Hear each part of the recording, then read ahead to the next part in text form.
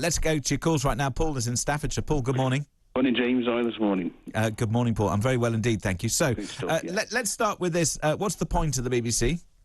Well, I think I'm concerned about if they're going to lose BBC 4. That's what I'm concerned about. Yeah, it's going. Channel. Yeah, it's going. And also, I think most of the stars get paid too much, and some deserve it and some don't. But you see, how do we define what somebody... So, say, for example, if a commercial rival is prepared to pay somebody the same that the BBC is paying them, is that justification for what they get paid? Well, I think some stars, they go for different companies because they want to get pay more. Some people, like Gary Lineker, he works for RTV for a certain game show, doesn't he? You know, well, the thing is that you see, often some do that sometimes. But you see, the thing is, as soon as somebody goes off to make something else, or they do an advert, or they do something else, then they get paid a lot of money to do those things, and they will get paid money to do things because the BBC does make them a star. That if somebody becomes well known and a personality, inevitably they are going to have that star power. I mean, I do find it fascinating that somebody who presents a radio show in the afternoon on Radio 2 can be paid £450,000 a year to do it. You know, when well, where are all the other people who also get? I mean, on the other hand, that's half as much as the breakfast show presenter gets. But then, you know, it's very difficult to justify, I suppose. But then, on the other hand, we don't get full disclosure because there will be plenty of people at that organisation who are being paid a lot more. But because it's an independent production company, the BBC doesn't have to disclose what they pay. Exactly. Yeah. So they should tell us how much they get paid. Really, you know, that's just of it. Really. I mean, I mean, for example, so there's a programme called Pointless, as we know, and we all know that that's produced by an independent production company. Are you telling me that, you know, the stars on that particular show are paid less than £150,000 a year to do that? Never know, do you? We don't know, do we? I mean, I think I do know, and I think I think I can adequately tell you, Paul, that they'll be paid an awful lot more money than that. That's it. Yeah. But they're not a BBC star. No, because Alexander Armstrong, for example, he works on you know, one of the commercial networks. He does a classical music show, apparently. So he'll be paid quite a lot to do that. But then the British Broadcasting Corporation will pay a production company X £1,000 for that game show, and he will be paid X £1,000 each time. And also these days, most of the stars do cross over, don't they? Some work for RTV, some work for the BBC. But you see, this is the other point, which is which is what programs channels do they? Well, there is an argument to say. You know, there are certain people who, for example, do work elsewhere, and the BBC shouldn't necessarily be able to restrain what they do and how they work. But it is a difficult one. So, look, do you think the BBC chief is right, though? He's defended pay rise for his top presenters, saying that people expect some star power on the corporation. Do you think he's right? I think he should, yeah. I think he's right what he says about that. Yeah, I think he is. Okay. Yeah. All right, so maybe he's got a point. Let's see what we could do and find out elsewhere. Paul, thank you for your call. Good to chat. There we go. That's Paul in Staffordshire kicking off our conversation. What's the point of the BBC, but also whether the corporation delivers value for money? Let's speak to Jill, who's in Leeds. Jill, good morning. Morning. Good morning, Jill. I'm just, I rung up to simply ask, if I don't watch BBC and I don't use any of my radio stations, as in Radio 1, Radio 2, etc., do I have to pay my television licence? Because actually a few of my friends, we've all been saying the same thing. You do have to pay it, Jill, because it's a tax on owning a television. It's not a tax on whether or not you use the BBC. That just seems really unfair. If you don't pay for Sky, you don't have to pay for it. If you don't pay for Netflix, you don't have to pay for it. But I'm forced to pay a television licence just for owning a television. So how do you, if the BBC, and I can see that a lot of people would say that the licence fee is out of date. If the licence fee is out of date, how should they be funded?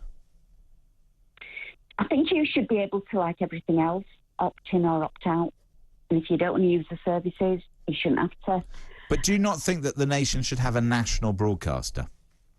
No, not really. There's so many news. I'm watching you, for instance. Well, so I mean, that's a lovely thing for you to... I mean, that's a lovely thing for you to do, Jill. No, what I'm saying, though, is I never watch BBC news. Yes, but the point is, though, whether we should have a national broadcaster. Because I would actually argue, Jill, that even though there are many things that the BBC does which I disagree with, there are many ways in which they spend our money that I find extraordinary. There are many ways in which they duplicate their services, and they are, having worked for them, the way that they organise their staff, the way that they waste resources is quite astonishing. That having been said, I will argue till my death that we should have a national broadcaster. I take your point, but I think what finished me off was my mum and dad are both in the late 80s. They spent 2 years unable to leave the house. Mum's got terminal cancer. I don't even like to say it out loud. And they're both quite ill, and they've gone from not having to pay a television licence to having to pay one. And I just think for people that have been literally had to stay in their own homes for 2 years and beyond, because my mum's still told that she can't go out and about because of COVID, etc. And it just seems as if they've paid in for their entire lives. And I just think they've been just so unfair when you hear what people are earning for doing what. But then, I mean, if you want to go down that route, then, then we start going into the fairnesses and the unfairnesses of life. Oh, no, I know that. Of which there are many. But then on the other hand, do you think it would be better then if the BBC was funded? The government says we must have a national news gathering service. We must have international news. The BBC does a lot of our sort of work, our sort of tourism work overseas and various other things. So therefore we must have the World Service and all that. Should there be general taxation that just says, OK, we'll fund it through that and not through a licence fee, and then have a subscription service for the people who want the other stuff? I think if you can fund somebody like Gary Lineker, who not that many years ago was saying, I'm going to take somebody into my home, I'm going to do this, and then takes all this. Maybe I'm not going to personalise it because I've got no issues with the guy, but I just think you could make it then a little bit cheaper and pay a little bit less out. You probably could. Jill, thank you very much indeed for your call. Morning, James. Good morning, Mark. So every year the BBC is forced to partially disclose what they pay people, and it causes an absolute rumpus. Yeah, you see, I'm with you. I like the idea of a national broadcaster. Yes. I mean, for example, for me, I'm guessing it'll be totally different for you, but for me, I like it in the summer. I can listen to the Yorkshire cricket commentary.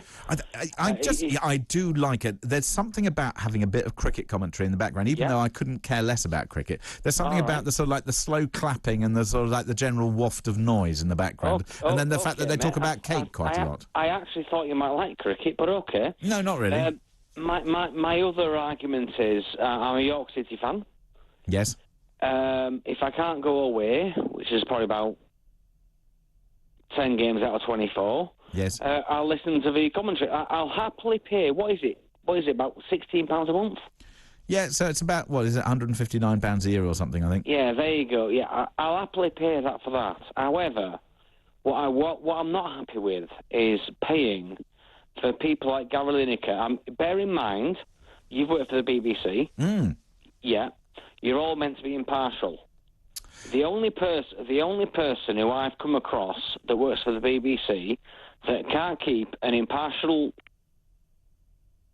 opinion is Gary Lineker. But he gets away with it. You'd be sacked, James. You'd be sacked.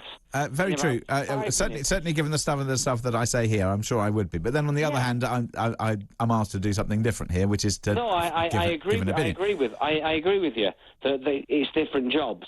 My point is, Gary Lineker just gets away with it. Well, they would say that he's a football pundit, and therefore, as a football pundit, it doesn't matter whether or not he gives a view on whatever else is going on in the world. But are you not all meant to sign some kind of disclaimer? Wrong word. Some kind of disclaimer that says that you're not allowed a political opinion. Well, yes, but then on the other hand, £5 million a year for what? He'll call it an afternoon, I'll call it 2 hours. It probably is an afternoon because he's there all day.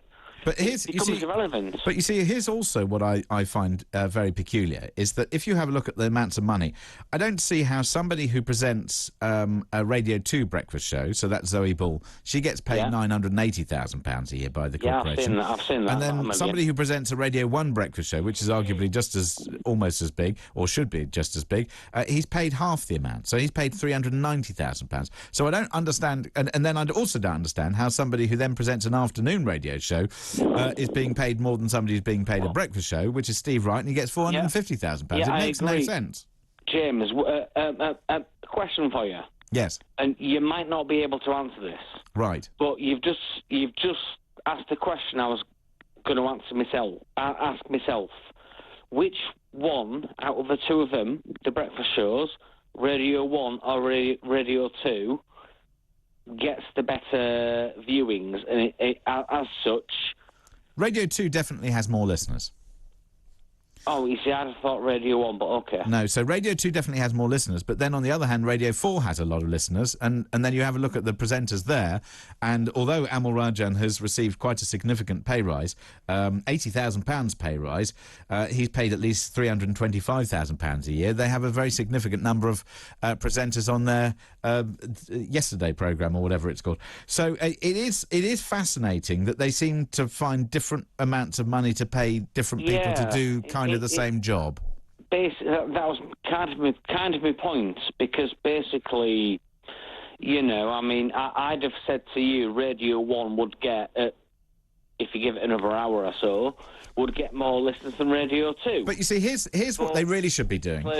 What they should really be doing is that I think that the BBC needs to be redefined in terms of what they do. They need to decide whether or not they're going to employ people. And if they're going to have people coming in every single day, they shouldn't be freelance. They should employ them, and they should pay them a proper amount of money. But they should say, here's the amount of money that we're paying for a breakfast show presenter, and this is the bonus that we're going to give you if you achieve over a certain target of whether it's listeners or something else. And then it's like any other job, that you get paid a salary and you get paid a bonus. Done. Yeah, absolutely. I mean, I should run the BBC, Mark. That's what we've concluded. Sorry, one more point. Gary Lineker. Lineker. Yes. He's basically on £1.5 million a year. Yes. And he works for BT. Unless that's changed, can he correct me? Has that changed? He still works for BT? I don't know. I assume he probably does.